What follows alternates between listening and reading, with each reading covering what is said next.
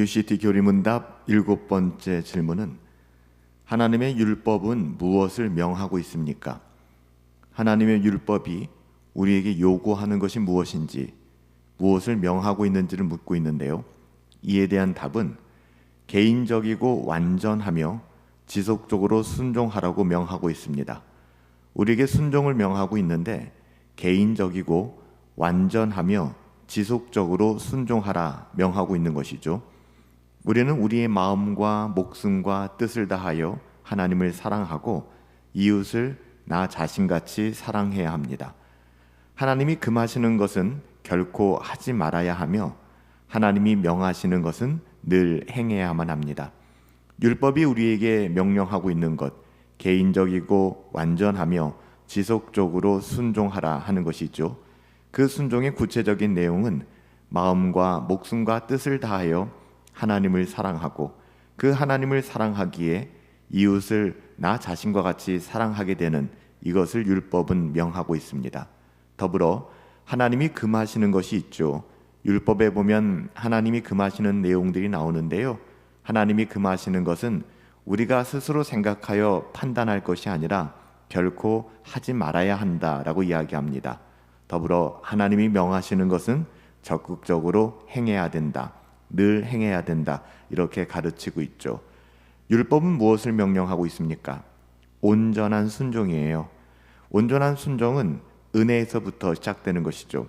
우리가 은혜를 각성하게 되고 은혜를 깨닫게 될 때 비로소 온전한 순종이 가능해지는 것입니다. 우리가 따라간다고 해서 순종한다고 할 수 없고요. 온전한 순종은 자원하는 마음으로 기쁘고 즐겁게 행하는 것을 우리가 온전한 순종이다라고 이야기합니다. 율법은 은혜, 즉 하나님의 구원 계획이라는 맥락 안에서 주어진 것이고요. 율법은 우리를 힘들게 만들기 위하여 주어진 것이 아닙니다. 율법이라고 하는 것은 오직 하나님의 은혜, 하나님의 구원 계획이라는 큰 맥락 속에서 우리들에게 주어졌다는 사실을 우리는 늘 기억해야 합니다. 하나님께서는 이스라엘 백성을 출애굽시킨 이후에 시내산으로 인도하셨죠. 그리고 너희가 내 말에 순종하고 내 언약을 지킨다면 이렇게 선언하시면서 나는 너의 하나님이 될 것이다. 그리고 너희는 내 백성이 될 것이다. 다시 말하면 하나님의 백성들은 하나님의 말씀에 순종하고 그 언약을 따라 살아가게 된다라고 이야기하는 것이죠. 따라서 이 율법이라고 하는 것은 하나님의 구원 계획이라는 큰 맥락 속에서 주어진 거지 하나님의 자녀들을 힘들게 만들거나 억압하기 위하여 주어진 것이 아니라는 것입니다.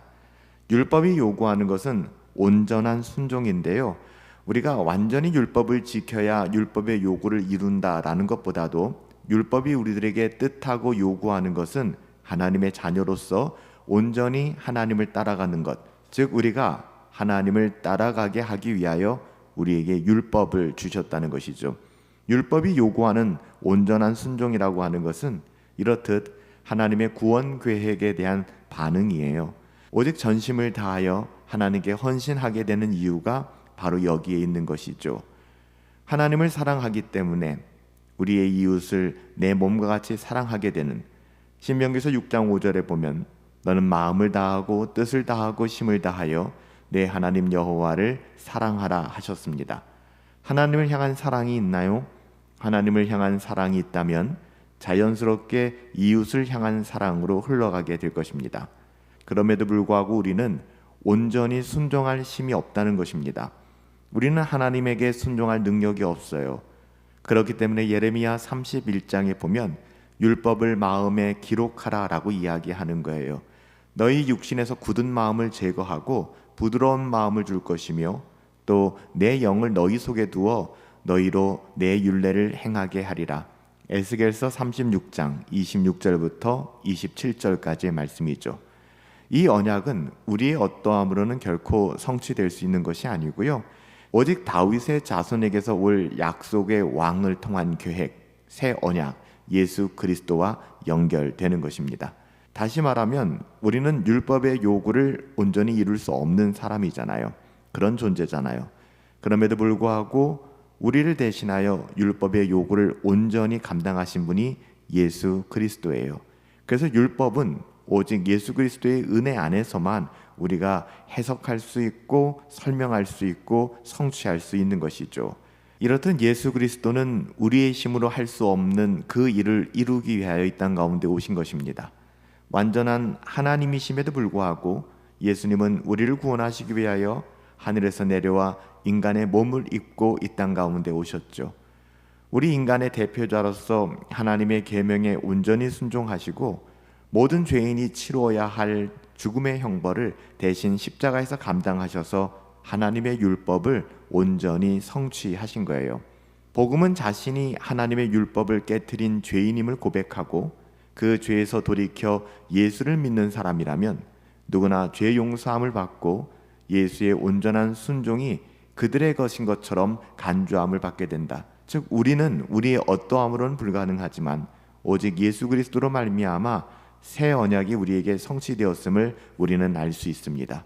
이렇게 성취된 새로운 언약을 성령 하나님께서 우리에게 적용시켜 주시고 깨닫게 하시는 것이죠. 복음이라고 하는 것은 그렇습니다. 이렇듯 새로운 언약 아래서 하나님의 백성이 하나님의 율법을 순종한 힘을 얻게 된 것이죠. 율법 때문에 우리가 하나님과 관계를 맺는 것이 아니라 순종은 하나님의 구원 사역에 대한 사랑이라는 믿음의 반응으로 우리가 이해해야 합니다. 하나님은 예수 그리스도 안에서 우리를 구원하셨습니다. 그리고 우리는 사랑하는 마음으로 하나님의 말씀에 순종하게 되는 것이고요. 어떻게 보면 믿음의 반응인 것이죠. 그렇게 우리는 하나님을 신뢰하고 하나님을 사랑함으로 우리의 이웃을 내 몸과 같이 사랑할 뿐만 아니라 율법에 기록된 모든 말씀들을 감사와 기쁨과 즐거움으로 자원하여 순종하게 되는 것입니다. 하나님의 율법은 우리에게 무엇을 명하고 있습니까? 개인적이고 완전하며 지속적으로 순종하라, 순종을 명하고 있습니다. 우리는 우리 마음과 목숨과 뜻을 다하여 하나님을 사랑하고 이웃을 나 자신과 같이 사랑해야 합니다. 하나님이 금하시는 것은 결코 하지 말아야 하며 하나님이 명하시는 것은 늘 그렇게 한결같이 지향하고 순종할 수 있어야 되는 것입니다. 살아계신 아버지 하나님, 우리에게 율법을 주시고 하나님의 자녀답게 살아갈 수 있는 길을 열어주셔서 감사합니다.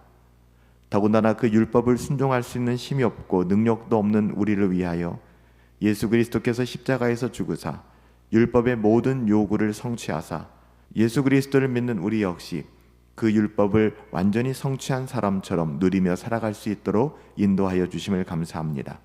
하나님을 사랑하기에 우리에게 허락하신 이웃을 우리의 몸과 같이 사랑하게 하여 주시옵시고 이 땅을 살아가면서 하나님이 금하시는 것은 결코 하지 말며 하나님이 명령하시는 것은 적극적으로 늘 순종하며 살아갈 수 있도록 은혜 더하여 주시옵소서.